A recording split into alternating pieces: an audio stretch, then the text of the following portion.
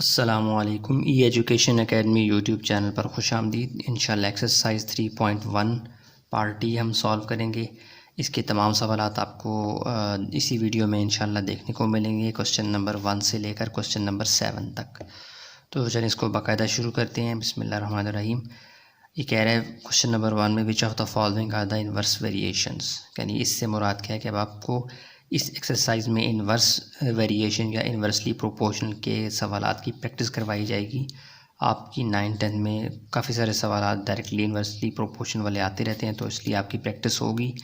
पिछली एक्सरसाइज में direct variation को मैंने बहुत डिस्कस किया, उसी का अपोजिट क्या है इन्वर्सली प्रोपोर्शनल या इन्वर्स वेरिएशन।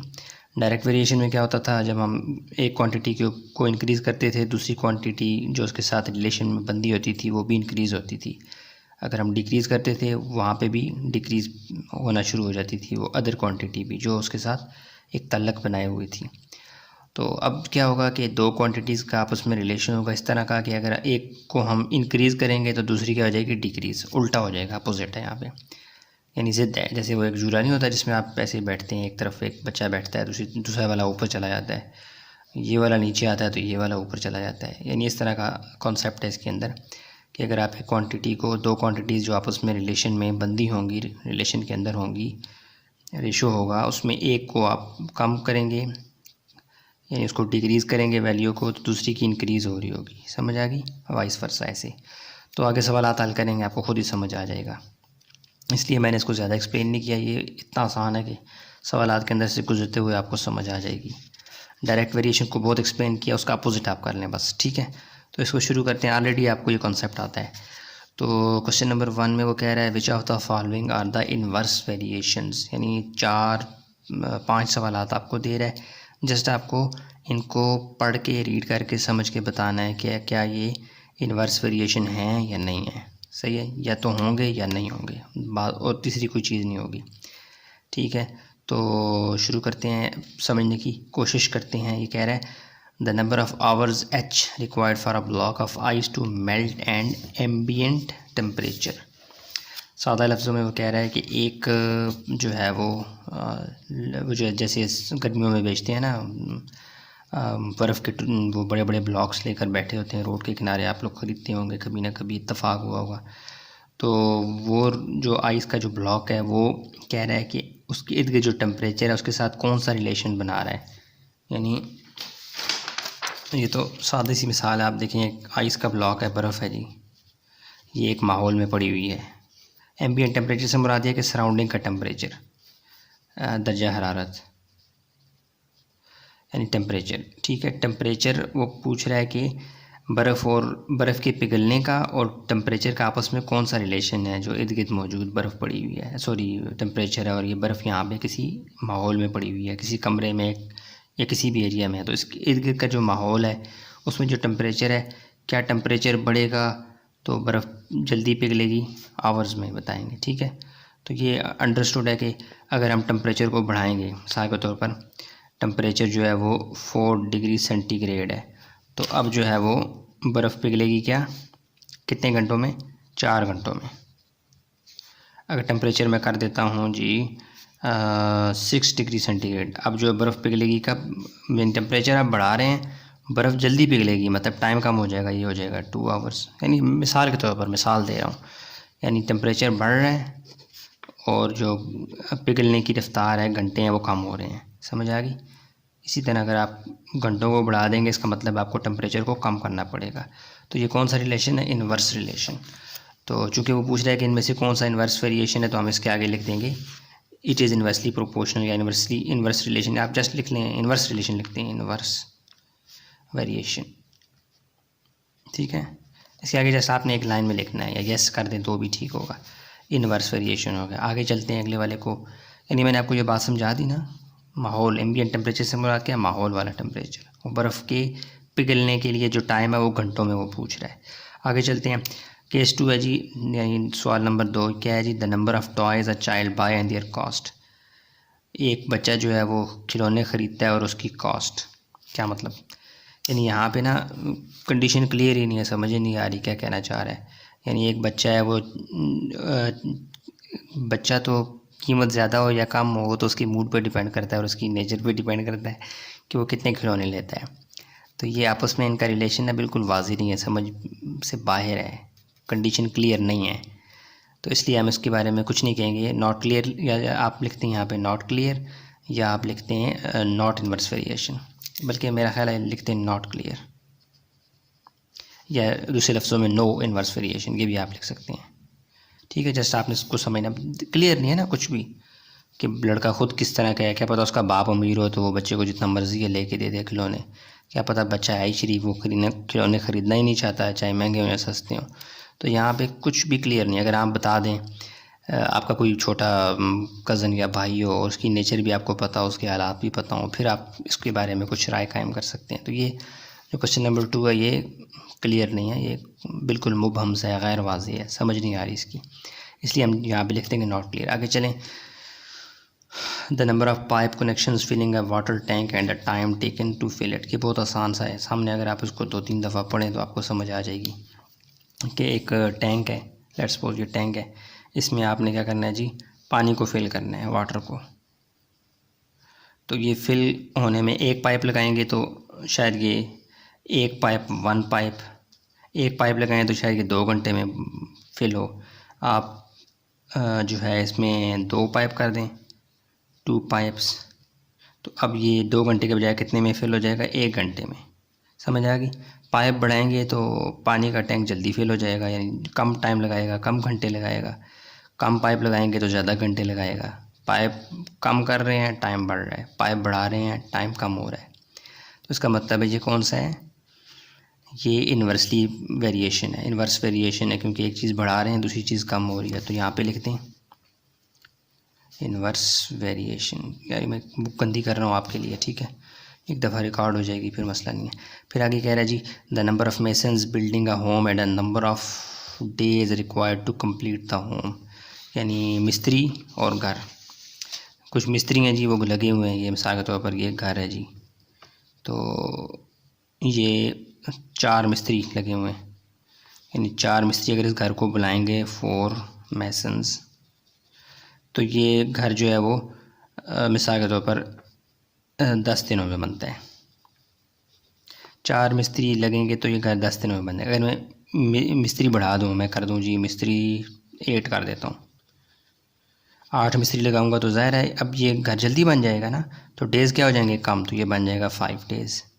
ये मिसाल के तौर पर मैं मिस्त्री बढ़ा रहा हूँ और इसको मैं अपने मर्ज़ी से नंबर कम कर रहा हूँ, ये कोई उसूल नहीं है, वैसे मैं आपको समझा रहा हूँ कि ज़्यादा मिस्त्री होंगे तो कम टाइम में मकान बन जाएगा। तो मिस्त्री बढ़ रहे हैं, डेज़ कम हो रहे हैं, कौन सा रिलेशन है, इन्वर्स रिलेशन, इन्वर्स वेरिएशन। अच्छा अब है जी, अब आगे भी आसान है। खेत हैं उसमें भेड़ बकरियां चल रही हैं, शीप मेरा भेड़ को कहते हैं, हाँ ठीक है। क्या the number of sheep grazing in the field and the time taken to finish the grass in the field, एक घास की जो है वो खेत है उसमें बकरियां चल रही हैं, बकरी बनाया जी, पता नहीं क्या बनी है, ये बकरी नहीं, ये पता नहीं क्या बन गया, ये भेड़ है। ये जो है एक अगर चल रही है इस घास को तो ये शायद एक भेड़ जो है इस घास को टाइम लगा दे 4 घंटे। अगर मैं इसकी एक और खाला मामी चाची ले आऊँ तो ये अब 4 घंटे के बजाय 3 घंटे लगा देंगी। भेड़ें बढ़ रही हैं तो घंटे क्या हो रहे हैं, कम हो रहे हैं। तो इसका मतलब है एक चीज़ बढ़ रही है दूसरी कम हो रही है, तो क्या कहलाती है वो, इन्वर्स वेरिएशन। ये भी क्या है, राइटिंग बस माफ़ करो यार, ये लिखा नहीं जा रहा है इस पर ना। तो ये इस तरह से क्वेश्चन नंबर 1 हमारा कंप्लीट है। इसमें तमाम के तमाम इन्वर्स वेरिएशन है, सिवाय क्वेश्चन नंबर 1 के पार्ट 2 के, ये क्लियर नहीं है, कुछ भी इसमें वाज़ह नहीं है। इसको आप नॉट इन्वर्स वेरिएशन लिखते हैं तो भी ठीक है, नॉट क्लियर लिखते हैं तो भी चलेगा। ये जस्ट कंसेप्ट आपका चेक कर रहा था। अब हम बाकायदा सवालात को हल करेंगे क्वेश्चन नंबर 2 से ऑनवर्ड, ठीक है। आए पेपर पर चलते हैं। अच्छा जी चलें जी, बाकायदा सवाल हमारे पास आ गया क्वेश्चन नंबर 2, इसको देख लेते हैं, बहुत ईजी है। तो इसमें क्या कह रहा है, जैसे आपने क्वेश्चन नंबर एक्सरसाइज 3.1 पिछली वाली सी की है ना, ये उसका अपोजिट है और बहुत आसान है, सेम स्टेप्स हैं, आपको बिल्कुल वो याद आना शुरू हो जाएगी। तो इसमें कह रहा है कि if there is inverse variation between y and x then find the value of k. X और वाई दे रहा है, जस्ट आपने क्या निकालना है, के। बहुत ईजी है। सोल्यूशन में जाएँ, गिवन हमारे पास क्या है जी, या बाय क्वेश्चन कंडीशन आप कह दें या गिवन कह दें, जस्ट जल्दी जल्दी लिखें। वो क्या है जी, वो कह रहा है there is inverse variation between y and x, तो वाई को पहले लिखें। इन्वर्स वेरिएशन के लिए क्या करना होता है, डायरेक्ट में आप सामने सामने लिखते थे एक्स को, अब एक्स को नीचे ले जाएं, अपोजिट हो जाएगा, तो ये नीचे चला जाएगा, मतलब पहले ये y प्रोपोर्शनल टू x था, तो हम x को नीचे ले जाएंगे, तो यहाँ पे कुछ नहीं है, तो 1 ऊपर चला जाएगा, तो क्या बन जाएगा y proportional inverse proportion 1/x, ऐसे इस हालत में चला जाएगा, तो ये हो जाएगा y प्रोपोर्शनल टू 1/x। यानी इनवर्स में अब आपको एक साइड को जिसके बारे में वो बताएगा कि इनवर्स है, उसको आपने उल्टा देना है, 1 को ऊपर, उस वेरिएबल को नीचे।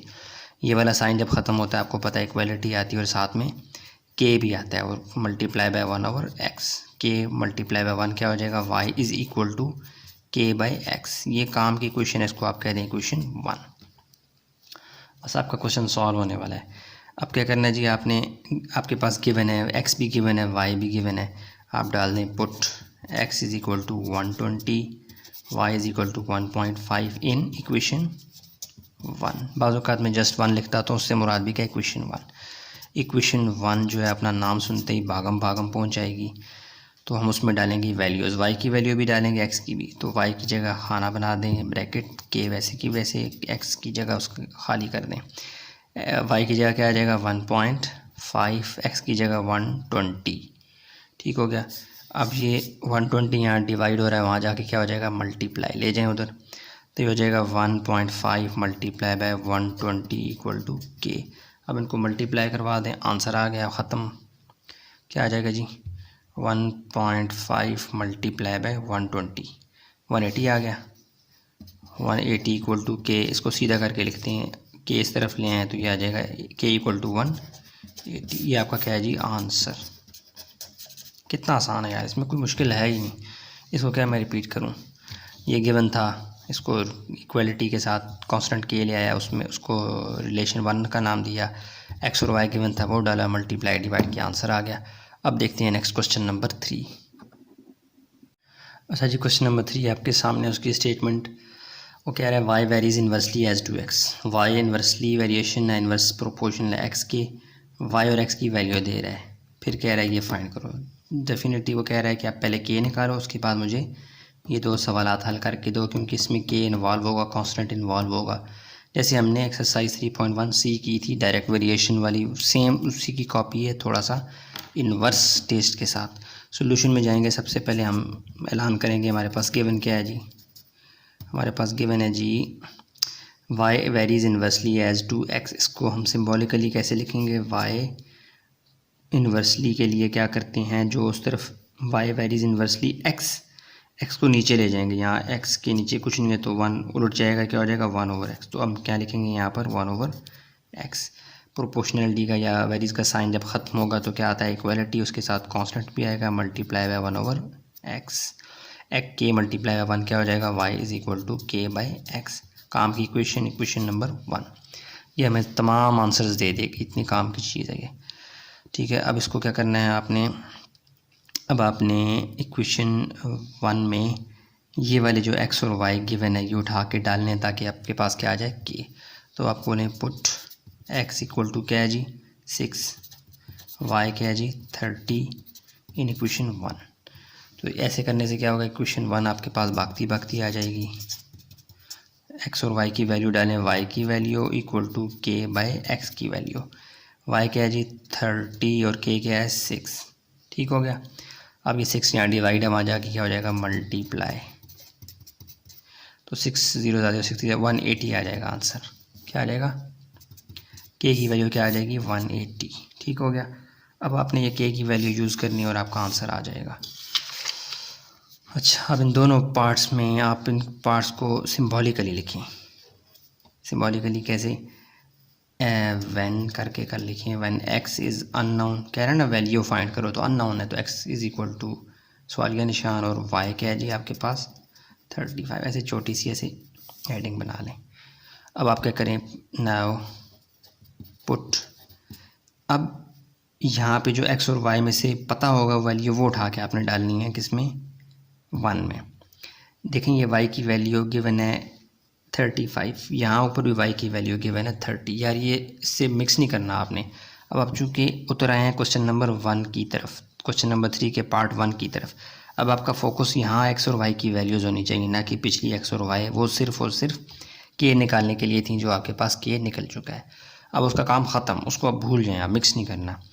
Now put y is equal to 35 and k is equal to जो आपने निकाला हुआ पहले 180, किस में डालना है? वही हमारी जो फेवरेट इक्वेशन है 1, एक ही इक्वेशन है, उसमें डाल दें। क्या हो जाएगा? यहाँ y की जगह खाली करें, इक्वल टू k की जगह भी खाली करें और x को रहने दें, क्योंकि x तो फाइंड करना है हमने। y की जगह 35, x वैसे का वैसा, और यहाँ पे क्या आ जाएगा? k की वैल्यू 180। अब ये x फाइंड करना है, चूँकि x तो यहाँ नीचे पड़ा है, इसको वहाँ ले जाएं ताकि ये ऊपर आ जाए। नीचे तो नहीं फाइंड करना है इसको, x यहाँ डिवाइड हो रहा है, वहाँ जाके क्या हो जाएगा? Multiply equal to 180। अब ये 35 यहाँ मल्टीप्लाई हो रहा है, इसको वहाँ शिफ्ट करेंगे तो यहाँ मल्टीप्लाई हो रहा है, वहाँ जाके क्या हो जाएगा? डिवाइड। तो x क्या आ जाएगा? 180/35। कैलकुलेटर से पूछें और आंसर निकालें। 180 डिवाइडेड बाई, वैसे 5 की टेबल से कट जाएगा, नहीं यार 5 की टेबल से क्यों नहीं कटेगा, आखिर में कुछ ना कुछ बच जाएगा, फिर उसको डिवाइड करवाना पड़ेगा। तो ये कर दें 5.142। इस 2 को आप एक डिजिट और बढ़ा सकते हैं, क्योंकि पिछला नंबर 5 या 5 से बड़ा है। तो मैं कर दूंगा 5.142 ठीक है। ये 2 है, 2 किसी भी यानी पॉइंट के बाद आप एक नंबर लिखें, 2 3 आपकी मर्ज़ी है, वैसे 2 से 3 लिखते होते हैं। तो 5.142 तक लिखूँगा। 2 को मैं 3 इसलिए करूँगा कि उससे अगला नंबर जो है वो 5 या 5 से बड़ा हो, तो इस वाले को एक नंबर बढ़ा देते हैं। तो क्या आ जाएगा? x is equal to 5.143।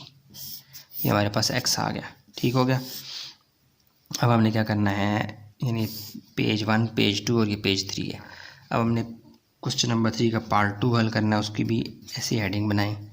क्योंकि मैं एक ही जगह कर रहा हूँ इसलिए मैं इसको साथ मिला लिया। तो अब हम इस बात को सिंबॉलिकली कैसे लिखेंगे? व्हेन y अननोन है तो y को आप कर दें अननोन, यानी क्या है सवाल का निशान, और x इज इक्वल टू 520। याद देखो, ठीक हो गया। अब आपने क्या करना है, पुट इसमें जो x पता है, x या y में से जो पता है वो वैल्यू डालें, और k आपको पहले ही पता है वो क्या है जी? 180। किस में डालना है? इक्वेशन 1 में। तो इक्वेशन 1 बिकम्स क्या हो जाएगी? y की जगह उसकी वैल्यू डालनी है, y तो अननोन है, y वैसे का वैसा, इक्वल टू k की वैल्यू क्या है जी? किधर गया k? 180/520। 0 0 से कट जाएगा, चलो 180/520 करो, बाय 520 सही है, 180/520 सही है। तो ये आ जाएगा 0.346।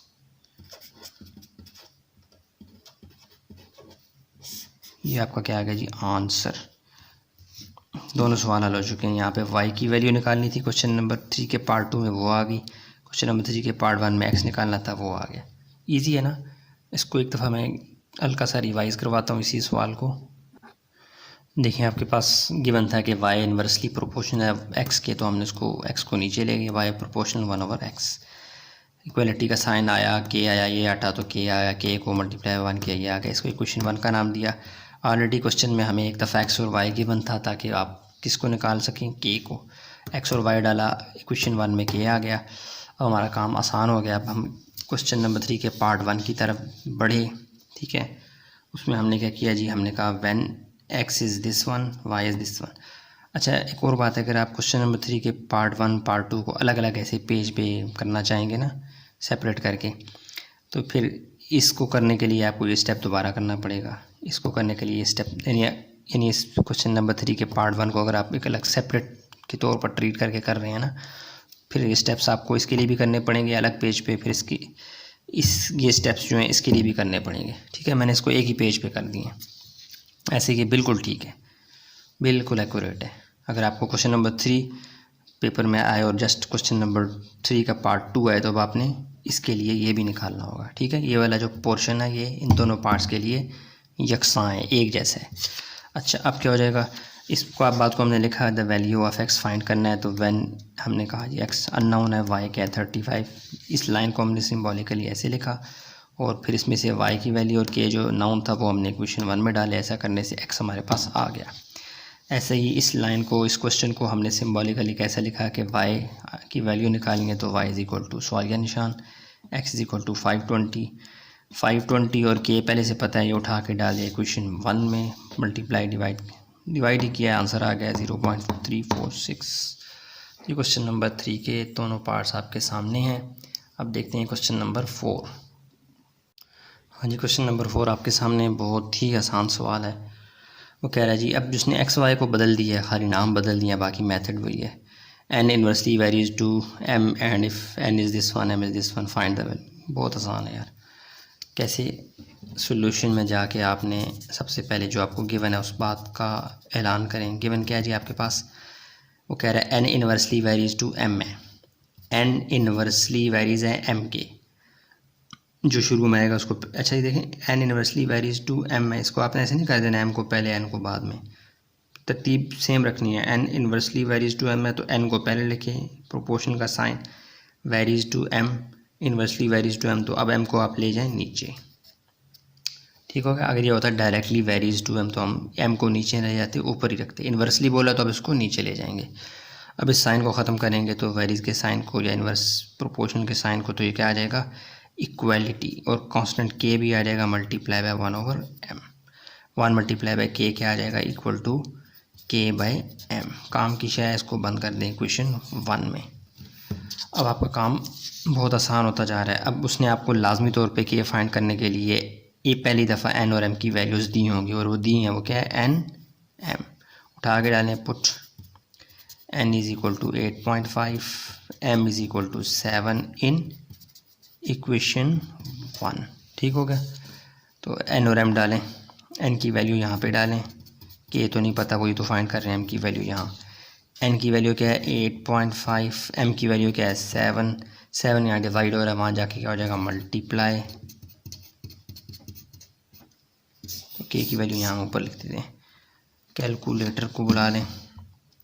8.5, यार मेरा कैलकुलेटर ख़राब हो गया, पता नहीं क्या हुआ, इसलिए मैं मोबाइल पकड़ लेता हूँ एक घर वालों का। 8.5 मल्टीप्लाई बाय 7, 59.5। के क्या आ गया आपके पास? सीधा करके लिखते हैं के इज़ इक्वल टू, यानी के इक्वल टू दिस वन था, इसको बात तो अब तब ये की है ना, 59.5। सीधा करके मैंने के को लिख दिया, के इज़ इक्वल टू 59.5। अब ये के बार बार यूज़ होगा। अब वो कह रहा है जो सवाल केसल कंडीशन जिसको फाइंड करने के लिए आपने इतनी मेहनत की, वो क्या है जी?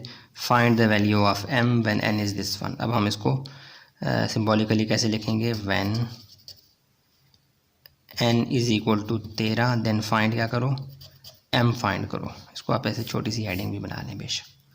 अब आप डालें पुट ये वाला एन 13 और के क्या है? के तो बार बार यूज़ होगा ना, इन इक्वेशन 1। जस्ट आपने ये करना है, एन को डालें जो यहाँ पे, ये वाला एन नहीं डाल देना यार, मेहरबानी आपकी। ये वाला, ये आपने एन और एम एक दफ़ा यूज़ करके के निकालना होता है, बस ख़त्म। उसके बाद आपने आगे बढ़ना होता है, अगला जो एम अननाउन है उसको, और जो नाउन है उसको यूज़ करना होता है। तो एन और के यूज़ करना है आपने 1 में, तो एन की वैल्यू डालें इक्वल टू के की वैल्यू डालें, और एम वैसे का वैसा को तो आपने फाइंड करना है। एन क्या है जी? 13, के क्या है जी? 59.5।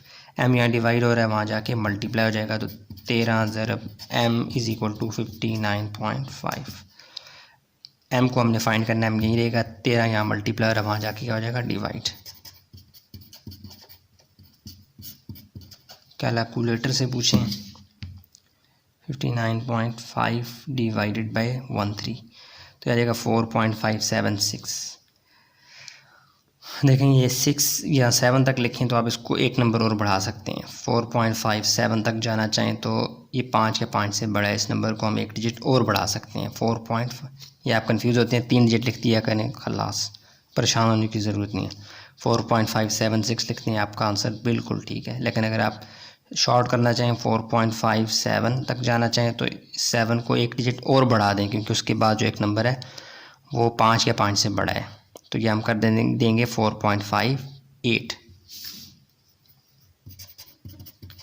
4.58 कितना आसान है। सवाल आपके सामने एक दफ़ा रिपीट कर देता हूँ। गिवन था जी एन इन्वर्सली प्रोपोर्शनल है एम के, तो इसको ऐसे लिखा सिम्बॉलिकली, इसको ख़त्म किया तो इक्वालिटी और कांस्टेंट आ गया, इसको सीधा किया तो ये आ गया क्वेश्चन 1। एन और एम गिवन थे सवाल में ताकि हम के निकाल सकें, वो डाले, के को सीधा करके लिखा, यहाँ पे आंसर आ गया 59.5। अब असल सवाल क्या था कि एम फाइंड करो जब एन 13 है, तो हमने उस बात को सिम्बॉलिकली कैसे लिखा, when N is equal to 13, m unknown है उसको फाइंड करके दो। तो हमने एन की वैल्यू और के की वैल्यू जो निकाल चुके थे क्वेश्चन 1 में डाला, मल्टीप्लाई डिवाइड के आंसर क्या आ गया, एम इज़ इक्वल टू 4.58। ये हमारा मुख्तसर सा सवाल नंबर 4। क्वेश्चन नंबर 5 को देख लेते हैं। अब उसके मेरे ख्याल 3 पार्ट्स हैं, टेबल्स हैं, वो देखते हैं। हाँ जी, क्वेश्चन नंबर 5 का पार्ट 1 है। बहुत आसान सवाल आते हैं, जस्ट आपको थोड़े से लंबे हैं लेकिन बहुत आसान है। जस्ट आपने के की वैल्यू पहले निकालनी है, उसके बाद धड़ा आपका सवाल खुद ब खुद हल होता जाएगा। सॉल्यूशन में जाएं सबसे पहले, और आपके पास गिवन क्या है जी, सबसे पहले जो गिवन आपको चाबी है वो ये दी गई है कि वाई बोल रहा है कि वाई इन्वर्सली प्रोपोर्शनल 1/x है। सिंबल को ये आप लिखें वाई इन्वर्सली टू 1/x। बस सवाल आपका हल होना शुरू हो गया। ये कन्वर्ट होगा वेरीज इक्वलिटी में, तो कांस्टेंट के भी आएगा, मल्टीप्लाई बाय 1/x। के मल्टीप्लाई बाय 1 क्या आ जाएगा, के बाई एक्स। इसके बाद डायरेक्ट आप ये भी लिख सकते हैं, मैं ज़रा हर स्टेप खोल रहा हूँ। इसको इक्वेशन 1 का नाम दे देंगे, हमारी मदर इक्वेशन है, इससे हमारे तमाम सवालात हल हो जाएंगे, तमाम खाने फिल हो जाएंगे। एक्स की रो वाई की रो गिवन है, एक्स जब 5 था तो वाई नहीं पता, एक्स जब 6 है वाई भी 3 है, ये वाले दोनों खाने फिल्ड हैं। यहाँ पे फिर एक्स नहीं पता और वाई पता है। तो ये असल में जो एक्स और वाई की दोनों वैल्यूज़ एक खाने में आपको दी गई होंगी, ये असल में हिंट होता है कि आप पहले के निकाल लो, कांस्टेंट निकाल लो। तो यहाँ से हम यूज़ करेंगे फ्रॉम टेबल कर लेंगे। जस्ट आप लिखें put x is equal to 6 and y is equal to 3 in equation 1। क्यों, ये वो हर टेबल में आप गौर करें, हर टेबल में वो एक्स और वाई की वैल्यू एक अद लाजमी दिया करेगा। वो इसीलिए देता है कि आप चुप करके के फाइंड कर लो। तो इक्वेशन 1 में डालें, वाई की वैल्यू डालें इक्वल टू के, तो आपने फाइंड करना है एक्स की वैल्यू डालें। वाई क्या है जी, किधर गया, वाई 3, के क्या है जी 6। तो के यहाँ पे ये नीचे डिवाइड हो रहा है, वहाँ जाके क्या हो जाएगा मल्टीप्लाई, 3 मल्टीपल 6 इक्वल टू के। तो के की वैल्यू क्या आ गई, 6 3 18 इक्वल टू के। सीधा करके लिखें के इज़ इक्वल टू 18। ठीक हो गया।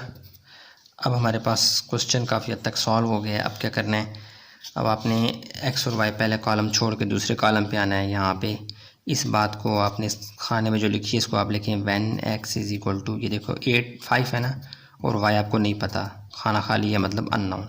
इसके से छोटी सी हेडिंग बना लें। अब आप शुरू हो जाएं। ये वाला एक्स उठा के अब आपने किस में डालना है, इक्वेशन 1 में। ये वाला एक्स उठा के डालें इक्वेशन 1 में। तो वाई नहीं पता, के भी ना पता होता तो आप कैसे फाइंड कर सकते, इसीलिए के उसने पहले आपको निकलवा दिया है। तो आप डालें put x is equal to 5 and k is equal to 18 in 1। डाल दें जी। वाई की वैल्यू आपने फाइंड करनी है, वाई वैसे का वैसा, के की वैल्यू पता है, एक्स की भी पता है। के क्या है जी 18 और एक्स क्या है जी 5। डालें काटें, 18 5 3.6। तो y क्या आ गया आपके पास, y इज़ इक्वल टू 3.6। जगह बचाने के लिए मैं कॉमा डाल के आगे ही आ गया। ठीक हो गया। तो यहाँ पे हम क्या लिखेंगे 3.6, या आखिर में हम टेबल दोबारा भी बनाएंगे। अब आप इस पे आ जाएंगे तो पहले से ही फील्ड है, इसको आप भूल जाएं, फिर अब आप इस पे आ जाएं। इस खाने को आप कैसे लिख सकते हैं, व्हेन x की वैल्यू नहीं है तो x सवालिया निशान और y क्या है जी 8। अब आप इसको कैसे लिखेंगे, पुट y की वैल्यू 8 और k आपको पहले से पता है 18 है, इन किस में डालेंगे, इक्वेशन 1। इक्वेशन 1 क्या है जी, y is equal to, sorry y की वैल्यू पता है, k की वैल्यू पता है, x नहीं पता। तो अब y की वैल्यू 8 डालें, k 18, x यहाँ डिवाइड हो रहा है, वहाँ जाके क्या हो जाएगा मल्टीप्लाई, 8 यहाँ मल्टीप्लाई हो रहा है, वहाँ जाके क्या हो जाएगा डिवाइड। तो ये सिंपल, इसको 18 8 ऐसे काट ही दें, 2.25 क्या आ गया जी, यहाँ पे आगे आ जाएं, x इज़ इक्वल टू 2.25। ठीक हो गया। तो x की वैल्यू क्या आ गई 2.25, यहाँ पे लिखते हैं 2.25। तो अगेन ये पेज 1, पेज 2, पेज 3, अब यहाँ पे आप टेबल पूरा बना दें जो आपने फाइंड कर लिया है। यानी आखिर में आपने बनाना है एक्स वाई 1 2 3, बस ठीक है। तो 5 जब था तो आंसर क्या आ गया 3.66, 3 वैसे का वैसा 2.25 और 8, ये आपका आंसर टेबल है। ठीक हो गया। ये तो वैसे मैंने साथ साथ फिल कर दिया था, आपने आखिर में आंसर टेबल बनाना है। तो ये क्वेश्चन आपके सामने फुल स्क्रीन में एक दफ़ा दोबारा बता भी देता हूँ, रिपीट भी कर देता हूँ। सवाल था जी, कह रहा था कि y जो इन्वर्सली प्रोपोर्शनल है 1/x के, तो मुझे ये टेबल कंप्लीट करके दो। हमने वही बात शुरू की, उसी का लुकमा लेके, उसी का चाबी लेके कि y इन्वर्सली तुमने खुद कहा है कि 1/x है। ये वेरीज के साइन को ख़त्म किया, इक्वलिटी आई और k भी आ गया, कांस्टेंट k मल्टीप्लाई बाय 1 ये आ गया, इक्वेशन 1 बना दी। फिर एक हर जितने भी सवाल हैं क्वेश्चन नंबर 5 के टेबल वाले, उसमें आपको लाजमी तौर पे खाना फील्ड मिलेगा, x और y की वैल्यूज़ पता होंगी, x according to x y भी पता होगा। तो वो वाली वैल्यूज़ असल में उसने आपको k निकालने के लिए दी हैं, तो हमने वो वैल्यूज़ को यूज़ करना है। x = 6, y = 3 in equation 1, k आ गया। फिर हमने इस पहले वाले खाने को x y को छोड़ के जो पहला कॉलम है इसमें इस बात को हमने लिखा यहाँ पे कि x 5 था, y नहीं पता, फाइंड करो। तो हमने ये 5 और k जो पता है ये उठा के किस में डाला, इक्वेशन 1 में, मल्टीप्लाई डिवाइड किया, आंसर क्या आ गया 3.6। अगेन सेकंड वाला कॉलम फिल था, हमने आखिरी वाले कॉलम को देखा जिसमें x नहीं पता था, y पता था। इस बात को हमने सिंबॉलिकली ऐसे लिखा, y = 8, ये वाला 8 और k 18 पहले से निकला, वो उठा के डाला इक्वेशन 1 में, मल्टीप्लाई डिवाइड किया, आंसर आ गया ये। फिर हमने इस टेबल को कम्प्लीटली यहाँ पे अगेन बनाया, सॉल्व किया, सारे खाने फिल हो गए, ये आंसर टेबल है। क्वेश्चन नंबर 5 का पार्ट 1 कंप्लीट। ठीक है, इजी है बहुत। अच्छा जी, क्वेश्चन नंबर 5 का पार्ट 2 है, ये भी बहुत आसान है, थोड़ा पॉइंट्स में नंबर हैं, कंफ्यूज नहीं होना। सेम क्वेश्चन नंबर 5 का पार्ट 1 जैसे किया है ना, वैसे का वैसा होगा और बहुत इजी भी है। तो टेबल आपको दे रहा है, उसमें आपको जो खाने खाली नज़र आने हैं आपने फिल करने हैं। क्वेश्चन नंबर 5 की स्टेटमेंट में गिवन है, जो मैंने यहाँ लिखी कि y इन्वर्सली प्रोपोर्शनल था 1/x के, वो उसने गिवन दिया हुआ है। ये बात हम सोल्यूशन में जाके शुरू करेंगे। गिवन क्या है जी, y inversely proportional to 1/x, ये सवाल में गिवन है। तो इक्वालिटी का साइन जब आएगा ये ख़त्म होगा तो इक्वालिटी, और साथ में कांस्टेंट k भी आएगा, multiple 1/x, k multiply by 1, वापस k आ जाएगा, y = k/x, ये काम की इक्वेशन 1। अब आपने क्या करना है, इस टेबल की तरफ आना है और इसमें ढूंढना है कि x और y की वैल्यूज़ जिस कॉलम में होंगे वो हमारा काम का कॉलम है, वो कौन सा है, ये वाला। देखिए बाकी सब जगह पे कहीं x है तो y नहीं है, कहीं x नहीं है तो y है, सिर्फ ये वाला कॉलम ऐसा है कि जिसमें x की वैल्यू भी है और y की भी। असल में ये आपको चाबी है कि आप k फाइंड कर लो। तो हम यहाँ से x और y की वैल्यू उठा के डालेंगे किसमें, इस इक्वेशन 1 में। 2.5, y क्या जी 6.5 इन 1, तो इक्वेशन 1 खुशी खुशी भागती आएगी। y की वैल्यू डालें, k तो नहीं पता, x की वैल्यू डालें। y क्या है जी 6.5, x क्या है जी 2.5, 2.5 यहाँ डिवाइडर और वहाँ जाके मल्टीप्लाई, तो आपके पास k आ जाएगा। तो करें,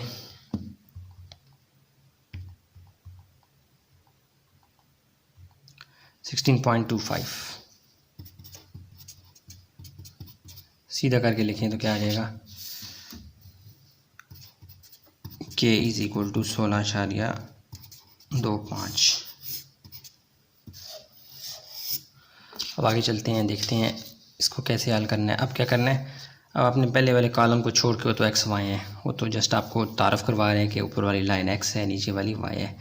तो ये पहला कॉलम आपका एक तरह से। तो इसमें आपने क्या करना है, इस बात को, खाने को, इस कॉलम को आपने सिम्बॉलिकली कैसे लिखना है, व्हेन x क्या है जी 8.5, y = कुछ नहीं पता तो ये अननोन है, सवाल का निशान, छोटी सी हेडिंग बना रहे हैं इसकी।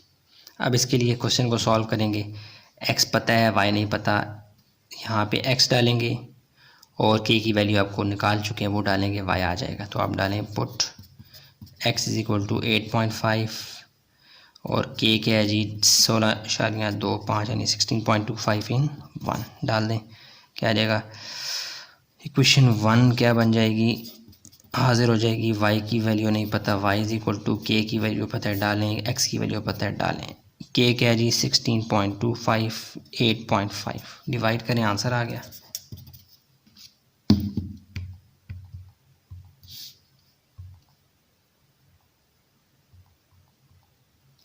One point nine double one तो क्या आ जाएगा, इसको 2 भी कर सकते हैं लेकिन आप ऐसे ही रहने दें 1.911। ये वाई की वैल्यू आ गई। अब आपने क्या करना है, नेक्स्ट आगे चलना है अगले खाने पे, उसको भी आपने लिखना है जैसे ऐसे लिखा था। इसका ये कॉलम तो हो गया ना आपका, इसका आंसर क्या है 1.911। इस कॉलम के लिए अब आप क्या लिखेंगे, कैसे इसको सिंबॉलिकल लिखेंगे, व्हेन एक्स नहीं पता तो एक्स इस सवाल का निशान यानी कि क्वेश्चन मार्क, और वाई क्या है जी 9। इसकी भी छोटी सी हेडिंग बना लें। अब आप करें पुट, एक्स तो फाइंड करना है, y is equal to 9 and k क्या है जी 16.25 इन 1 इक्वेशन 1 में डाल दें। तो क्या आ जाएगा, वाई की वैल्यू है जी 9 वो डालें, के की वैल्यू डालें और एक्स वैसे का वैसा। वाई की वैल्यू क्या है 9, ये 16.25। अब आपने एक्स को यहाँ निकालना है तो एक्स यहाँ नीचे तो नहीं रहेगा, इसको यहाँ डिवाइड हो रहा है, वहाँ जाके multiply 9 multiple x equal to x यहाँ मल्टीप्लाई हो रहा है, इसको तो यहीं पे रखना है, 9 यहाँ मल्टीप्लाई हो रहा है, इसको ले जाएं वहाँ जाके क्या हो जाएगा डिवाइड।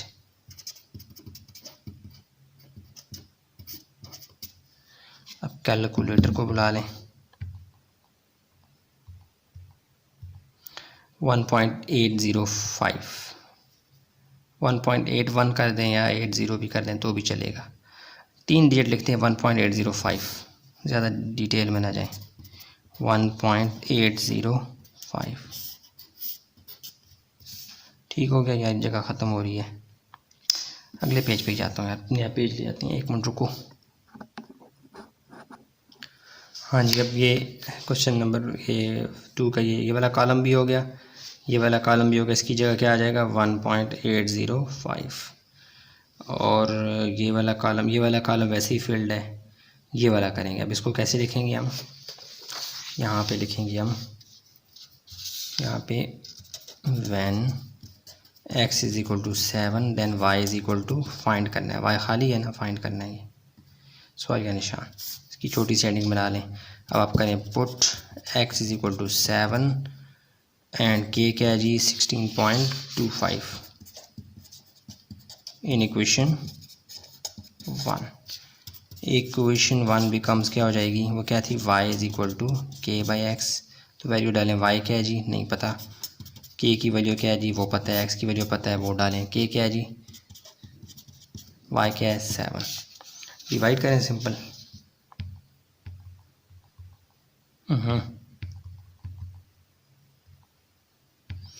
2.321 क्या आ जाएगा 2.321। यहाँ लिखते हैं y इज इक्वल टू 2.321 2.32 या 2.3 भी लिखते हैं तो भी चलेगा, मैं ज़रा 2-3 डिजिट आगे ज़्यादा लिख रहा हूँ। तो ये y की वैल्यू क्या आ गई 2.321, यहाँ पे लिखते हैं। ठीक हो गया। अब आगे 2 मज़ीद रह गए हैं यार, 1 मिनट। अब क्या करना है जी, ये खाना फिल हो गया, अब ये वाला रह गया, इसको भी हम कैसे लिखेंगे सिंबॉलिकली, नज़र आ रहा है व्हेन एक्स नहीं पता तो अननोन सवालिया निशान और वाई क्या है जी 13। इसकी भी छोटी सी हेडिंग बना लें। तो आप इसको ऐसे करें, ये क्या हो जाएगा, पुट करें y इज़ इक्वल टू ये वाला 13 और k is equal to 16.25 in 1। तो यह आ जाएगा y is equal to y की जगह उसकी वैल्यू, k की जगह उसकी वैल्यू, x तो आपने फाइंड करना है। y की जगह 13, यहाँ पे 16.25, x यहाँ डिवाइड हो रहा है वहाँ जाके मल्टीप्लाई।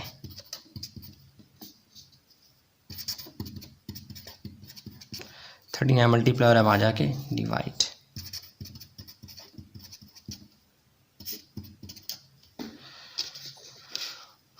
कैलकुलेटर को बुला लें,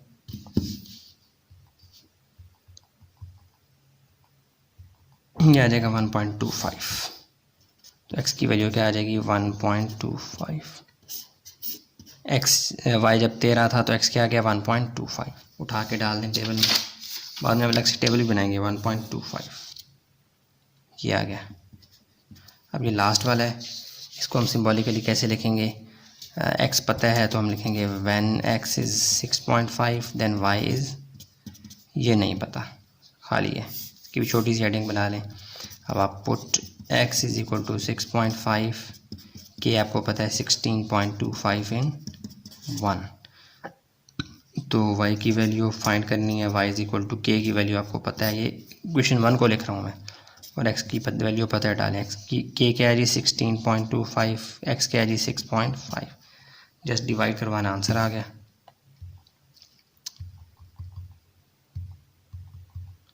टू 2.5 है, y इज इक्वल टू 2.5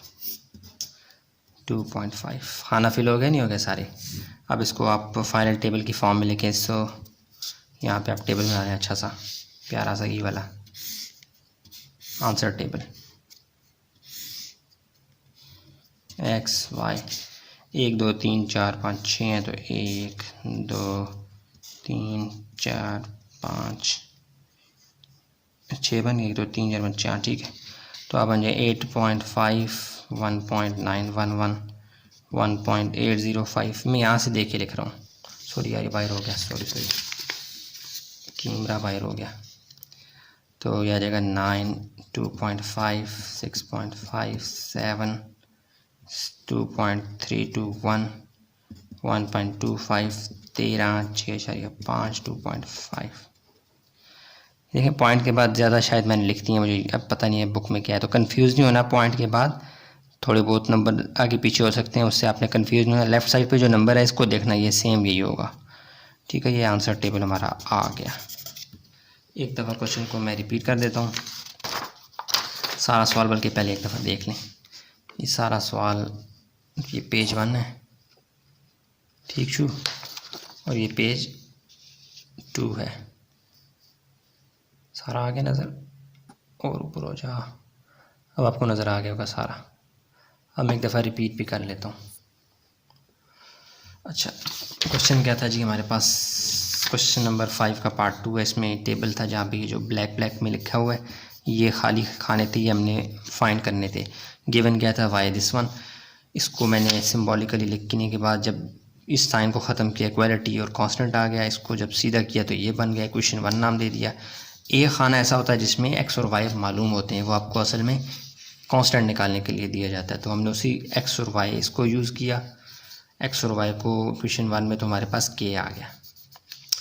अब हम पहले खाने की तरफ, पहले कॉलम की तरफ आए जिसमें एक्स पता था और वाई नहीं पता था, इस बात को हमने सिंबॉलिकली ऐसे लिखा। फिर एक्स की वैल्यू जो इस वक्त गिवन थी वो, और के की वैल्यू जो हम निकाल चुके थे वो हमने क्वेश्चन 1 में डाली, मल्टीप्लाई डिवाइड के आंसर आ गया। अगले कॉलम की तरफ बढ़े, यहाँ पे एक्स अननोन था, वो ये बात हमने लिखी, वाई पता था वो लिखी, ये वाई की वैल्यू और के की वैल्यू उठा के हमने क्वेश्चन 1 में डाली, मल्टीप्लाई डिवाइड के आंसर क्या आ गया? ये। पेज ख़त्म हो गया था, जगह कम पड़ गई, हम यहाँ पे आ गए। यहाँ पे अगेन फिर हमने इस कॉलम को यूज़ किया, ये तो पहले से फील्ड था, इसको देखा, एक्स पता था वाई नहीं पता था, वो सवालिया निशान डाला, एक्स की वैल्यू 7, के की वैल्यू उठा के 1 में डाली, फिर डिवाइड किया, आंसर क्या आ गया? ये उठा के इधर लिख दिया। अगेन आगे बढ़े, एक्स नहीं पता था, वाई पता था, ये वाई की वैल्यू और के की वैल्यू क्वेश्चन 1 में डाली, एक्स आ गया, ये एक्स की वैल्यू फिर हमने यहाँ पे लिख दी। आगे बढ़े, एक्स पता था, वाई नहीं पता था, एक्स की वैल्यू और के की वैल्यू 1 में डाली, वाई आ गया। यूँ कंप्लीट टेबल जो हमने यहाँ बनाया था, इसको हमने आंसर टेबल की फॉर्म में यहाँ पे लिखा, यूँ हमारा आंसर कंप्लीट हो गया। तो अगेन सवाल देख लें दोबारा, पूरा पेज स्क्रीन में आ गया। उसके बाद ये पेज है, सेकंड पेज ये नज़र आ गया पूरा ये। अब देखते हैं क्वेश्चन नंबर 5 का पार्ट 3। हाँ जी, क्वेश्चन नंबर 5 का पार्ट 3 इसको हल करना है। इसमें जो टेबल दिया गया, इसमें जो खाली खाने हैं इनको हमने फिल करना है एक्स की वैल्यूज़ के अकॉर्डिंग वाई गिवन है। कहीं पे एक्स गिवन होगा, कहीं पे वाई गिवन होगा, और एक खाना ऐसा लाजमी होगा जिसमें एक्स और वाई दोनों गिवन होंगे। ये असल में हमें एक्स और वाई की वैल्यू यूज़ करवा के कांस्टेंट निकालने के लिए चाबी दे रहे हैं, और बाकी तमाम जगहों पे एक एक्स या एक वाई, कम से कम दोनों में से एक तो अननोन होगा, नहीं पता होगा, डब्बा खाली होगा, ठीक है। यहाँ पे देखें एक्स नहीं है, यहाँ पे वाई नहीं, यहाँ पे दोनों, यहाँ पे एक्स नहीं है, यहाँ पे समझ आ गया। आगे चलते हैं। इसको भी ऐसे ही सॉल्व करेंगे। सॉल्यूशन में जाके हमारे पास जो गिवन उसने दिया हुआ था रिलेशन, जहाँ से हम अपने सवाल का आगाज़ करेंगे, वो क्या है। सवाल में उसने दिया है, जो मैंने यहाँ नहीं लिखा, मेन स्टेटमेंट में है y inversely proportional to 1/x। ये सिंबल ख़त्म होगा तो इक्वालिटी का निशान आएगा, साथ में कांस्टेंट भी मल्टीप्लाई है। k मल्टीप्लाई बाय 1 क्या हो जाएगा, y is equal to k/x। ये इक्वेशन 1 ठीक हो गया। अब आपने इसमें यूज़ करना है x और y की वैल्यू को यहाँ से टेबल से, ताकि आपके पास k आ जाए। फिर k आपके पास आ गया, तमाम सवाल हल हो जाएंगे। यहाँ से x और y की वैल्यू निकालें, पुट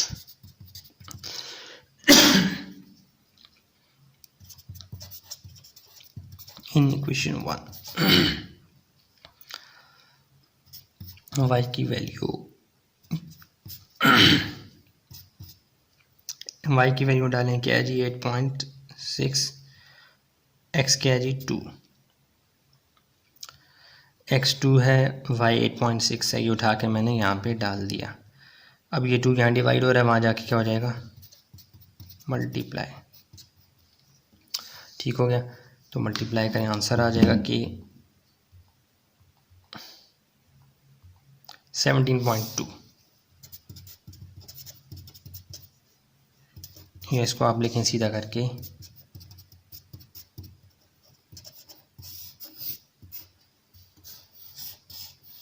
ठीक हो गया। अब आपने इस पहले कॉलम को तो छोड़ेंगे, तो एक्स और वाई का नाम है ना, आगे आ जाएंगे। पहला कॉलम है आपका एक तरह से जो अननोन है। यहाँ पे आपने इस कॉलम को सिंबॉलिकली कैसे लिखना है, व्हेन एक्स को देखें, यहाँ पे कुछ नहीं है तो एक्स क्वेश्चन मार्क, वाई क्या है जी 10। इसकी छोटी सी हेडिंग बना लें हर कॉलम के लिए। अब आप इसमें से काम की चीज़ कौन सी है, वाई। एक्स निकालने के लिए वाई ये वाला यूज़ करें। ये वाला वाई यूज़ नहीं कर देना यार, ये वाला कोई वाई नहीं। इस कॉलम के लिए यही वाला, ये एक्स और ये वाई आपस में रिश्तेदार हैं, ये रिश्तेदार हैं, समझ आ गया। ये पेयर बने हुए हैं इनके, इनको नहीं तोड़ना आपने। एक्स यहाँ से उठाया, वाई यहाँ से उठाया, ऐसे नहीं करना। कॉलम टू कॉलम चलना है, ये कॉलम फिर ये up to so on. Y is equal to 10 and k तो आप हर जगह यूज़ करेंगे, कांस्टेंट है ना, सेम रहेगा। इन इक्वेशन 1 में डाल दें तो क्या बन जाएगा, वाई की वैल्यू क्या है जी वो डालें, के की वैल्यू डालें, और एक्स आपने फाइंड करना है। वाई क्या है जी 10, के क्या है 17.2। एक्स यहाँ डिवाइड हो रहा है, वहाँ जाके मल्टीप्लाई। एक्स को फाइंड करना है, 10 को तो फाइंड नहीं करना, 10 तो ऑलरेडी है। 10 यहाँ मल्टीप्लाई हो रहा है, वहाँ जाके डिवाइड, तो ये आ जाएगा 17.2/10, ये आ जाएगा 1.72। ठीक हो गया। अब चलते हैं अगला जो कॉलम है आपका, अगले को कैसे यूज़ करेंगे। इस वाले कॉलम को अब दूसरे वाले पे आ जाएंगे, हम लिखेंगे when x is equal to 4 y is equal to question mark. लिखें इस कॉलम को, बल्कि ये 1.72 यहाँ पे लिखते हैं यार, खाना फिल कर दें। वैसे दिल्ली तस्कीन के लिए आगे हम इस टेबल को परफेक्टली बनाएंगे भी। तो अब क्या करेंगे, व्हेन इस कॉलम के लिए x क्या है जी 4 था, तो y आपके पास क्या है नहीं पता। ये बात आपने फाइंड करनी है, एक तरह का सवाल है ना, ये हर कॉलम एक सवाल है। तो अब यहाँ पे आप डालें put x is equal to ये वाला 4 and k is equal to 7, किधर गया 17.2 इन 1, इक्वेशन 1 में डाल दें। तो ये क्या आ जाएगा, y is equal to k की जगह 17.2 डिवाइडेड बाई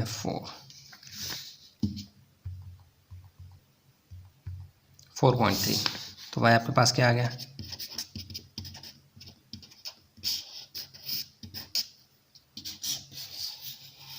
तो ये 4.3 कहाँ पे लिखूँगा, जब x 4 था तो y क्या आ गया 4.3। ये कॉलम तो पहले से ही फिल्ड है, इसको आपने इग्नोर कर देना है, कर भी नहीं सकते इसको हल। x और y दोनों नोन है, वो हमने यहाँ पे यूज़ करके k निकाल लिया था। अब यहाँ पे आ जाएं, इस कॉलम के लिए आप क्या लिखेंगे, व्हेन x आपको नहीं पता था तो इस बात को ऐसे लिखेंगे, और y क्या है जी 10.6। इसकी छोटी सी हेडिंग बना लें। अब आप क्या करेंगे, put y is equal to 10.6 और k क्या है जी 17.2 इन इक्वेशन 1। इक्वेशन 1 बिकम्स क्या हो जाएगी, किधर गया यार, हाँ वाई क्या है जी, वाई की वैल्यू, के की वैल्यू और एक्स तो आपने फाइंड करना है। वाई क्या है जी 10.6, के क्या है 17.2, एक्स यहाँ डिवाइड हो रहा है, वहाँ जाके मल्टीप्लाई, के एक्स फाइंड करना है तो फिर इस नंबर को वहाँ ले जाए, यहाँ मल्टीप्लाई और वहाँ जाके डिवाइड।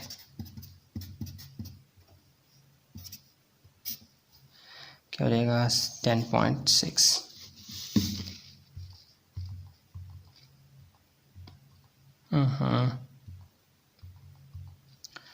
क्या आ गया जी 1.622, पॉइंट के बाद 3 डिजिट लिखें, एक्स आ जाएगा 1.622, 62 भी लिखते हैं तो भी चलेगा, मैं ज़रा 3 डिजिट आगे जा रहा हूँ। तो ये क्या बन जाएगा, एक्स जब 10.6 था तो वाई जब 10.6 था, एक्स क्या आ गया 1.622। अभी आगे पेज कम है तो मैं अगले पेज पर जाता हूँ, 1 मिनट रुकें। हाँ जी आ गया पेज। तो अब हम क्या करेंगे, ये ऐसे करते हैं।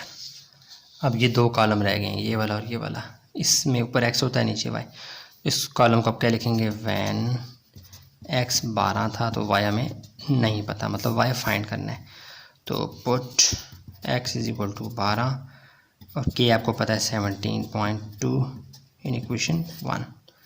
इक्वेशन 1 बिकम्स क्या हो जाएगी, क्या आ जाएगी, वो वाई की वैल्यू नहीं पता वो निकालनी है, के की वैल्यू और एक्स तो हमें पता है, डब्बे बना दिए, के की जगह उसकी वैल्यू, एक्स की जगह उसकी वैल्यू। अब डिवाइड करवाएं, वाई आ गया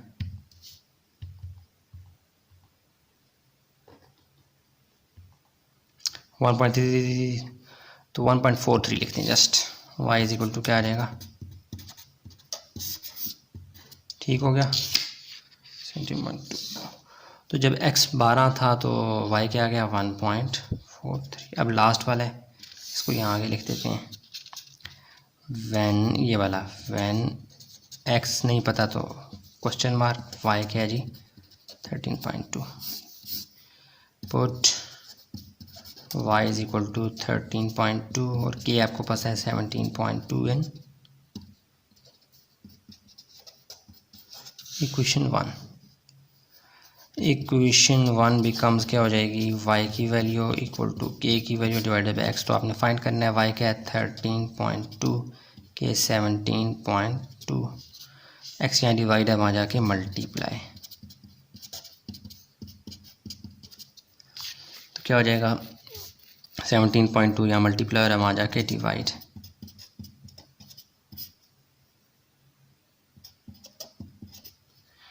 एक्स भी आ जाएगा आपके पास 17.2 डिवाइडेड बाई 13.2, 1.30 है जस्ट आंसर। एक्स क्या आ गया जी 1.30। जब हमारे पास y 13.2 था, एक्स क्या आ गया 1.30, ठीक हो गया। ये फिर आप फाइनल टेबल बना लेंगे, ये वाला जो बना हुआ है इसको हम आंसर टेबल की फॉर्म में यहाँ लिखेंगे फाइनली। सो टेबल यहाँ बन जाएगा, क्या बात है, पतला बन गया। ये टेबल बना रहा हूँ मैं, एक्स और वाई थोड़ा पतला ही बन गया, कोई बात नहीं। यहाँ पे आ गया 1.72 और ये 10 था, ये 4 और ये 4.3 to 8.6।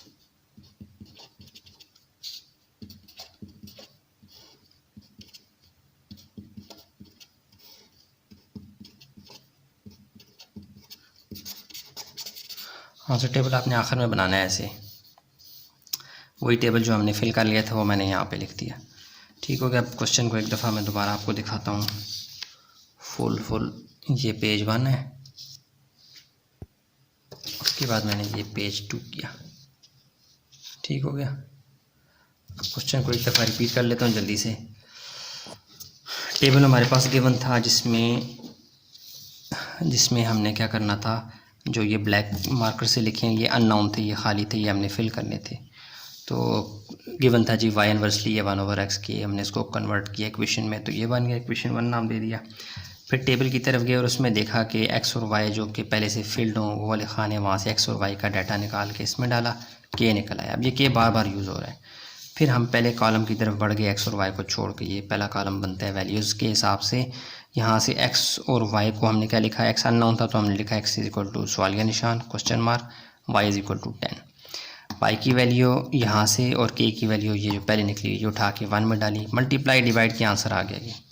सेम अगले कॉलम की तरफ बढ़े, वहाँ पे एक्स पता था वाई नहीं पता था, इस बात को ऐसे लिखा, एक्स और के की वैल्यू उठा के डाली क्वेश्चन 1 में, मल्टीप्लाई डिवाइड किया, वाई की वैल्यू आ गई, वो उठा के फिर यहाँ पे लिख दी। इसको छोड़ दिया, ये तो ऑलरेडी फिल्ड है। अब अगले कॉलम पे गए, वहाँ पे एक्स नहीं पता था, उस बात को हमने लिखा एक्स नहीं पता ये है, और वाई क्या पता है 10.6। वाई की वैल्यू और के की वैल्यू अगेन क्वेश्चन 1 में डाली, हमारे पास मल्टीप्लाई डिवाइड किया, आंसर आ गया 1.622, ये उठा के यहाँ पे लिख दिया। जगह हो गई थी ख़त्म, फिर हम यहाँ पे आ गए। इस बात को हमने लिखा यहाँ पे सिंबॉलिकली ऐसे, और फिर एक्स की वैल्यू के की वैल्यू क्वेश्चन 1 में डाली, मल्टीप्लाई डिवाइड किया, वाई आ गया, ये उठा के यहाँ पे लिख दिया। अगेन यहाँ पे एक्स नहीं पता था तो हमने इस बात को लिखा क्वेश्चन मार्क, वाई पता था तो ये लिखा, एक्स और वाई की वैल्यू और के की वैल्यू उठा के क्वेश्चन 1 में डाली, मल्टीप्लाई डिवाइड के आंसर आ गया। तमाम खाने फेल हो चुके थे, अब हमने यहाँ पे फाइनल आंसर टेबल बना दिया। That's it. अगेन आप क्वेश्चन को स्क्रीन में देख लें। फिर मैं ये पेज आ गया, पेज 1, पेज 2। अब चलते हैं लास्ट पार्ट की तरफ। अच्छा जी, क्वेश्चन नंबर 5 का लास्ट पार्ट है, फोर्थ पार्ट। इसको देखें, इसमें भी हमने क्या करना है, जो खाली खाने हैं इनको पुर करना है। यानी कहीं भी एक्स पता होगा, वाई नहीं पता होगा, तो आप जैसे एक्स यहाँ अननोन है, यहाँ पे नाउन है वाई, तो हमने ऐसे इसकी वैल्यू निकालनी है। लेकिन आप देखें इस पूरे टेबल में एक जगह पर एक्स और वाई दोनों पता होंगे। ये असल में आपको के निकालने के लिए एक्स और वाई दे रहा था कि आप बाकी जो वैल्यूज़ हैं वो आराम से निकाल सकें। तो चलते हैं सवाल की तरफ। क्वेश्चन 5 की स्टेटमेंट में गिवन है, जो मैंने यहाँ पे नहीं लिखी, कि वाई इन्वर्सली प्रोपोर्शनल है, इन्वर्सली वेरीज है किसके, एक्स के। तो इस बात को सिंबॉलिकली उसने लिख के दिया हुआ है, तो मैं उसी को लेके आगे चलूँगा। गिवन क्या है जी, उसने सवाल में दिया है जी वाई इन्वर्सली 1/x, ये गिवन है, इसी से आगे सवाल हल हो जाएगा। ये प्रोपोर्शनल या वेरीज के साइन को जब ख़त्म करते हैं तो क्या आता है, इक्वालिटी, और साथ में कांस्टेंट के मल्टीप्लाई बाई 1 क्या आ जाएगा, के बाई एक्स, इक्वेशन 1। ठीक हो गया। अब आपने क्या करना है, अब आपने ये करना है कि यहाँ पे टेबल में आना है, और यहाँ पे एक्स और वाई वाला जो कॉलम है, जो कि ये है, इसमें से एक्स और वाई की वैल्यू उठा के यहाँ पे डालेंगे, ताकि आपके पास के आ जाए। के बार बार यूज़ होगा, तो डालें, पुट फ्रॉम टेबल कर लेंगे, just put x is equal to 3, y is equal to 5 in equation 1। तो y की वैल्यू आ जाएगी इधर, k की वैल्यू तो नहीं पता, x की वैल्यू भी पता है 3, और y क्या है 5।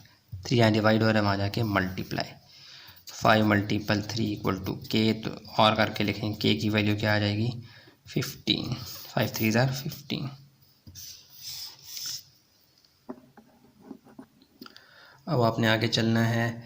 अब आपने कॉलम्स को देखना है। पहला कॉलम एक्स और वाई को छोड़ के वैल्यूज़ के हिसाब से, पहला कॉलम, दूसरा, तीसरा, चौथा, पाँचवा, सबको देखना है, सबको लिखना है। आप यहाँ पे जो बात नज़र आ रही है वो आपने लिखनी है। कैसे, एक्स नहीं पता तो आप लिखेंगे when x is question mark, और वाई क्या है जी 14, मतलब एक्स फाइंड करो, वाई 14 है।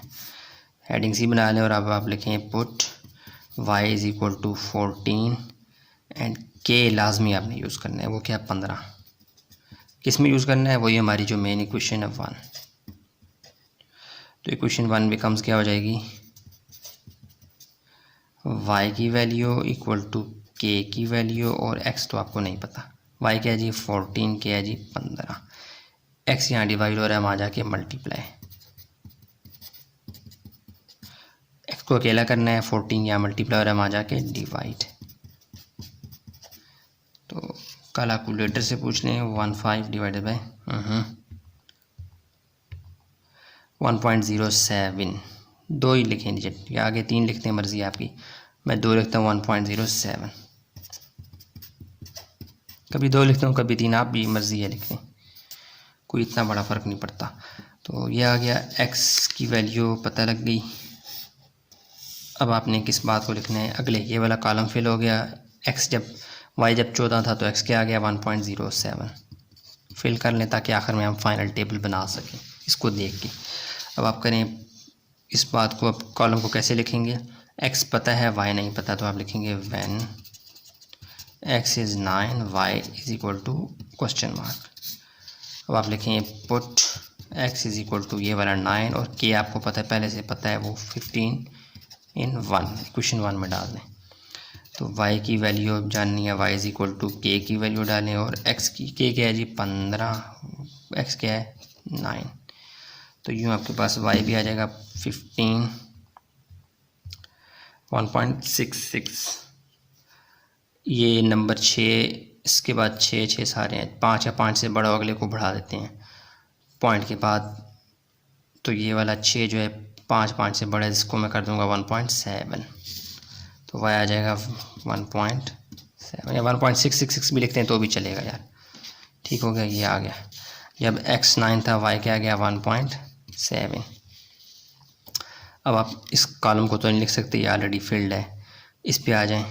यहाँ पे क्या लिखेंगे, when x is unknown y is 8। इस बात को आप हल करेंगे तो put y is equal to 8, कि ये तो लाजमी इन 1, तो क्या आ जाएगा y की वैल्यू इक्वल टू k की वैल्यू पता है x, y की वैल्यू 8, k की वैल्यू 15, x के यहाँ डिवाइड हो रहा है वहाँ जाके multiply 8 multiply by x equal to 15, x को अकेला करना है तो 8 मल्टीप्लाई हो रहा है वहाँ जाके डिवाइड,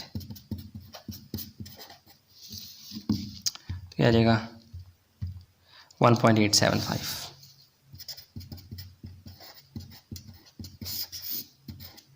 जब y 8 था तो x क्या आ गया 1.87।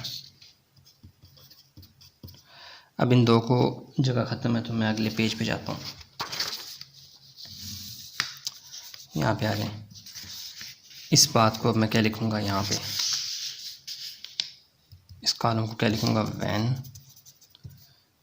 x इज़ 13 y हमें नहीं पता था तो question mark, put x is equal to 13, k is equal to 15 पता है पहले से 1 में डाल दें, तो ये बन जाएगा y is equal to k भी पता है और x भी पता है, k क्या है जी 15, x क्या है जी 13, क्या आ जाएगा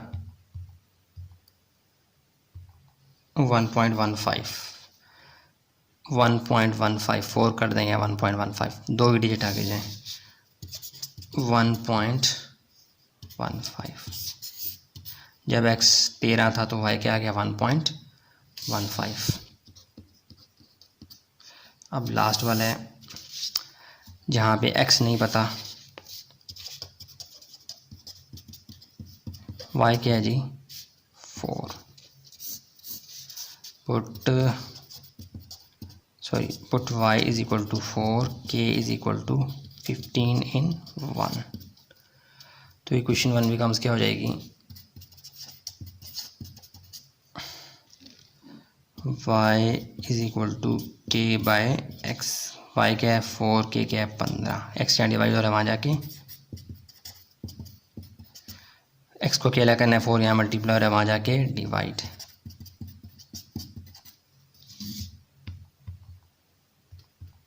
थ्री 3.75।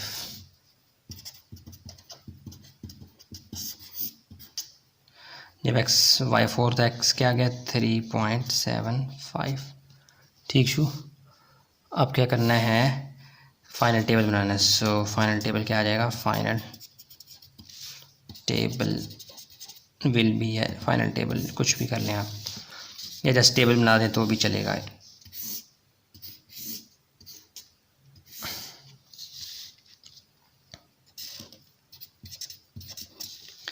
1.07, ये मैं देख रहा हूँ, आपको नज़र नहीं आ रहा, मैं देख रहा हूँ वही टेबल जो हमने फिल किया था ना वो बना रहा हूँ। 1.735 1.87 8 13 1.15 3.75 और 4।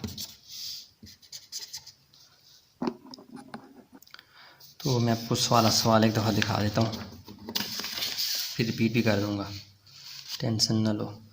ये पेज 1 है जी, फिर ये हम पेज 2 पे आ गए, जगह ख़त्म हो गई थी ये पेज 2 पे। एक दफ़ा रिपीट कर देता हूँ। क्वेश्चन क्या था, ये टेबल था जो इसमें ब्लैक हैं, ये हमने ख़ुद से फाइंड किए हैं। ये रिलेशन था, इसको हमने कन्वर्ट किया है, प्रोपोर्शनैलिटी को इक्वालिटी में कन्वर्ट हो गया, ये इक्वेशन बन गई। और इस टेबल में एक कॉलम ऐसा था जिसमें एक्स और वाई दोनों पता थी। असल में हमें के निकालने के लिए उसने चुपके से वैल्यू दी थी, वो उठा के डाली, के आ गया। फिर इस कॉलम की तरफ आ गए, इसमें एक्स नहीं पता था वो लिखा, वाई पता था वो सिंबॉलिकली लिखा, और फिर y की वैल्यू यहाँ से 14 और k की वैल्यू जो पहले पता है वो उठा के क्वेश्चन 1 में डाली, मल्टीप्लाई डिवाइड x आ गया, ये उठा के यहाँ पे लिख दिया। फिर अगले कॉलम की तरफ बढ़े, वहाँ पे x पता था y नहीं, इस बात को हमने ऐसे लिखा। फिर x की वैल्यू और k की वैल्यू इक्वेशन 1 में डाली, मल्टीप्लाई डिवाइड के आंसर क्या आ गया 1.7, ये उठा के यहाँ पर लिख दिया y। अब ये वाला कॉलम पहले से फिल था, इसको छोड़ दिया। अगले में x नहीं पता था, y पता था, x नहीं पता, y पता है, वो हमने सिंबॉलिकली लिखा। फिर y की वैल्यू और k की वैल्यू उठा के इक्वेशन 1 में डाली, मल्टीप्लाई डिवाइड, आंसर आ गया, जगह हो गई थी ख़त्म। अब मैं आगे इस वाला कॉलम को, यहाँ पे x पता था y नहीं, इस बात को सिंबॉलिकली ऐसे लिखा। x की वैल्यू जो यहाँ से पता थी वो, और k कांस्टेंट चला आ रहा है, वो हमने इक्वेशन 1 में डाला, सिंपल डिवाइड, आंसर आ गया, ये उठा के यहाँ पे डाल दिया। आगे फिर x नहीं पता था, y पता था, वो उठा के y की वैल्यू कांस्टेंट डाला इक्वेशन 1 में, मल्टीप्लाई डिवाइड, आंसर ये आ गया। टेबल कंप्लीट हो चुका था। यहाँ पे फिर हमने इसको नए सिरे से लिखा ताकि आंसर टेबल की फॉर्म बनाई जाए। यूँ क्वेश्चन नंबर 5 का 4th पार्ट अपने इख्तिताम को पहुँचा, जो कि थोड़ा सा लेंथी था, पेज 1 और पेज 2। अब चलते हैं क्वेश्चन नंबर 6 की जानिब। अच्छा, ये क्वेश्चन नंबर 6 मैंने पूरा नहीं लिखा, बड़ा था, मैंने जस्ट 2-3 वर्ड्स लिखे हैं, तो मैं इसको थोड़ा एक्सप्लेन करता हूँ। कह रहा है कि जी 16 बंदे जो हैं वो काम कर रहे हैं, काम ख़त्म हो रहा है 30 दिनों में, यानी 16 बंदे ज़ोर लगा रहे हैं अपना 30 दिनों में काम ख़त्म कर रहे हैं। तो अगर 16 बंदे, अगर मैं बंदे बढ़ा दूँ 20, तो डेफिनेटली दिन कम हो जाएंगे, यानी काम जल्दी ख़त्म हो जाएगा। तो ये कौन सा है, 16 बंदे हैं, तो हाँ ठीक है, 16 बंदे हैं, 30 दिनों में काम हो रहा है। तो अगर 20 बंदे मैं कर लूँगा तो डेज़ कम हो जाएंगे, यानी ये इन्वर्स रिलेशन है इनके दरमियान। तो मुझे क्या करना है, 20 बंदों के लिए डेज़ फाइंड करने हैं, हाउ मैनी डेज़। तो मैं क्या कर लूँगा, पर्सनस के लिए मैं P सिंबल यूज़ कर लूँगा और डेज़ के लिए D। P और D का इस्तेमाल करते हुए मैं क्वेश्चन हल कर लूँगा। कंडीशन समझ आ गई है, यानी 16 बंदे एक काम 30 दिनों में कर रहे हैं, अब बंदे बढ़ गए हैं 20, तो डेफिनेटली डेज़ कम हो जाएंगे, ज़्यादा बंदे आ गए, अब काम जल्दी ख़त्म होगा। इस बात को आपने एक न्यूमेरिकल फॉर्म में, उसने वही बातें जो आपने सवाल पीछे किए हैं उसी को आप उसने एक प्रैक्टिकल एग्जांपल की फॉर्म में आपको सामने बताया। बाकी इजी है, अभी देखें करेंगे आपको बहुत आसान लगेगा। देख लो यार, मैं पर्सनस को P कहने वाला हूँ आगे चल के, और डेज़ जो हैं, वर्क जो है, वो जो काम ख़त्म हो रहा है डेज़ में, उसको D। P और D के वेरिएबल यूज़ करके मैं काम हल करूँगा, ठीक है। तो आगे कंफ्यूज नहीं होना, फिर ये बुक से आपने क्वेश्चन देखना है, जगह नहीं है मेरे पास। तो अब मैं करता हूँ लेट, सॉल्यूशन में जाके let persons equal to P and days जो काम मुकम्मल कर रहे हैं वो D। So by question condition क्या है जी, इन्वर्स प्रोपोर्शन है ना, इन्वर्स रिलेशन है, तो ये बन जाएगा P inverse proportional to 1/D, यानी पर्सनस और जो डेज़ है, नंबर ऑफ़ डेज़ में जो काम हो रहा है वो आपस में इन्वर्स रिलेशन बना रहे हैं। तो अब P और D करके यूज़ करूँगा, जल्दी क्वेश्चन हल हो जाएगा। P इक्वालिटी के साइन में जब ये कन्वर्ट होगा तो ये वाला साइन ख़त्म हो, इक्वालिटी आएगा तो कांस्टेंट K भी आएगा 1/D, K मल्टीप्लाई 1P क्या आ जाएगा K/D। इसको इक्वेशन 1, आगे आपको पता है जैसे आपने हल करना है। तो फिर वो अगेन आपको क्वेश्चन के अंदर ही ना आपको हिंट दे रहा है K निकालने के लिए। वो क्या है, ये है, वो कह रहा है देखो, अगर P 16 हो और D 30 हो तो मुझे बताओ कि 20 बंदों के लिए क्या होगा। तो इस बात को हम P इज़ इक्वल टू 16 और D इज़ इक्वल टू 30 हम यूज़ करके K निकालेंगे। ठीक है, तो हम लिखेंगे, क्या करेंगे, P put P is equal to 16, D is equal to 30 in 1। ठीक हो, कि उसने क्वेश्चन में दिया है कि अगर 16 बंदे हों तो वो 30 दिनों में काम ख़त्म करते हैं। इस बात को हमने यहाँ पे यूज़ करना है। तो ये बन जाएगा P की वैल्यू, K नहीं पता, D पता है। नज़र आ रहा है, आ रहा है। P क्या है जी 16, D क्या है जी 30। 30 यहाँ डिवाइड हो रहा है, वहाँ जाके मल्टीप्लाई, आंसर आ जाएगा आपके 480।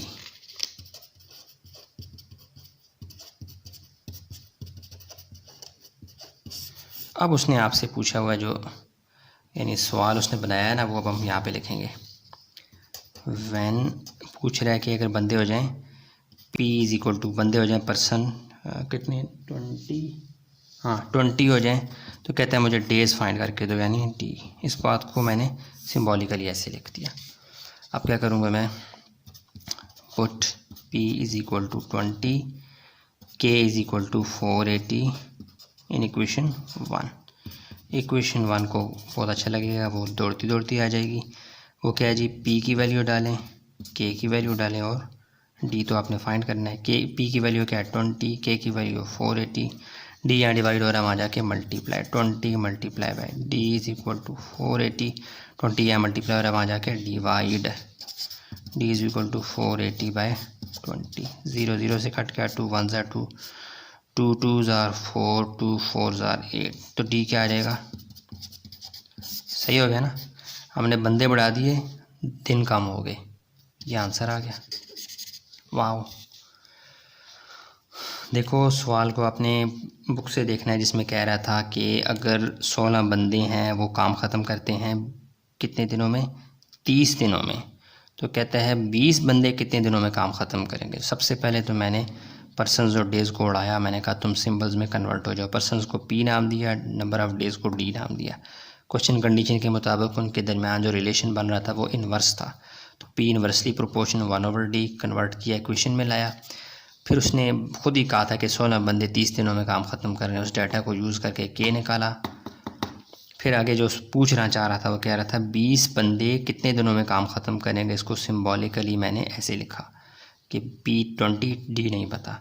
फिर ये वाला P की वैल्यू और कांस्टेंट K की वैल्यू यूज़ की इक्वेशन 1 में, तो मेरे पास D आ गया क्या 24, यानी 20 बंदे, देखिए बंदे बढ़ रहे हैं, डेज़ कम हो रहे हैं। 20 बंदे वही काम जो पहले 16 बंदे 30 दिनों में ख़त्म कर रहे थे, अब 20 बंदे 24 दिनों में ख़त्म करने के काबिल हो चुके हैं।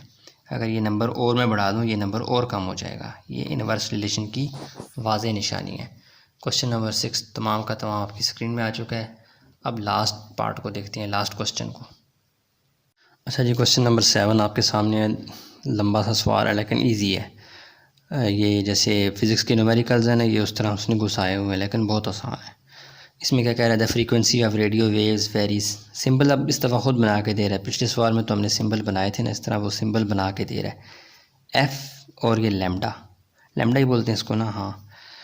तो frequency F of radio waves inversely as to its wavelength lambda, lambda ही बोलते हैं अगर ना, काफ़ी अर्सा हुआ फ़िज़िक्स को देखा नहीं है इसलिए। when lambda is this one, frequency is this one, then find this one। देखो f और lambda ये दो सिंबल्स आपस में इन्वर्स रिलेशन बना रहे हैं।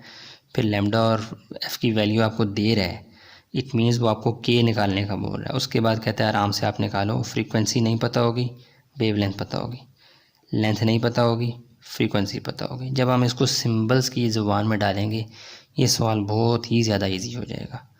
ठीक हो गया, तो मैं क्वेश्चन की तरफ जाता हूँ बाकायदा। यहाँ पे मैंने सादा सा लिखा हुआ है, लंबा था मैंने इसलिए लिखा नहीं है, इतना कौन लिखता, समझा मैंने आपको दिया है। तो मैं क्या करूँगा, सॉल्यूशन में जाऊँगा।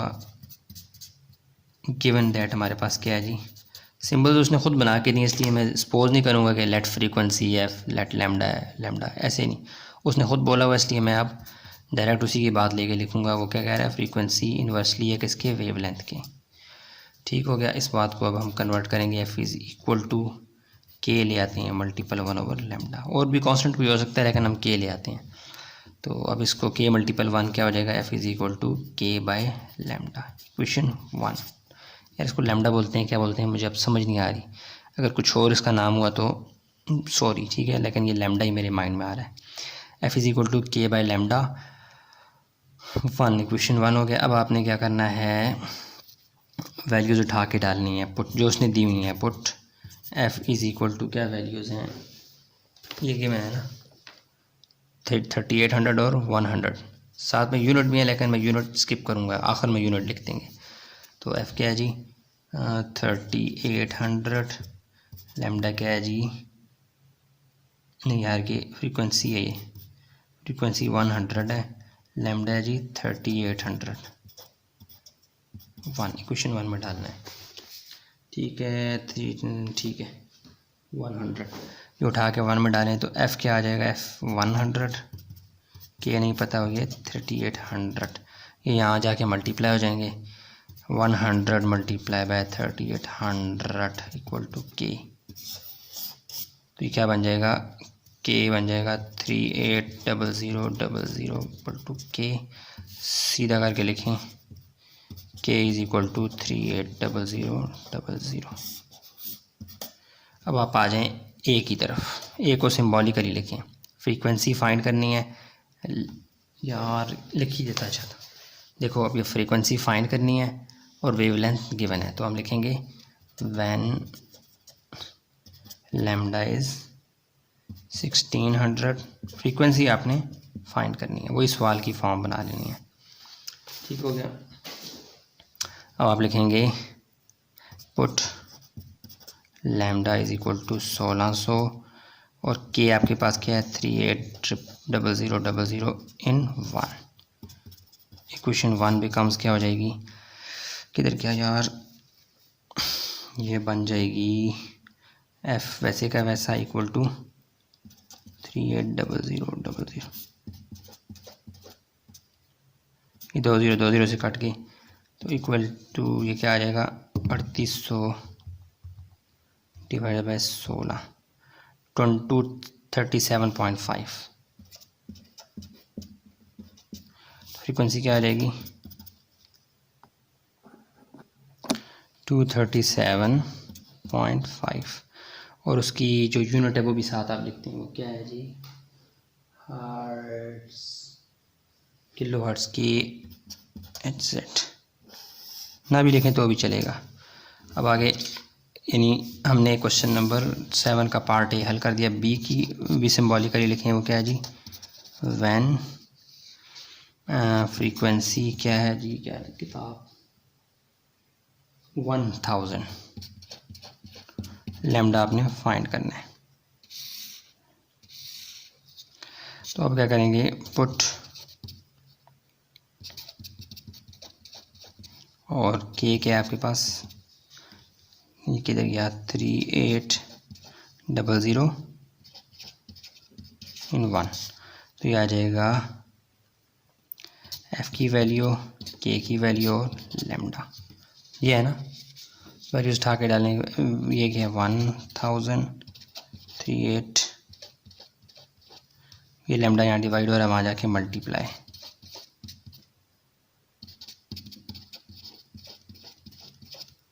जगह ही ख़त्म हो गई यार,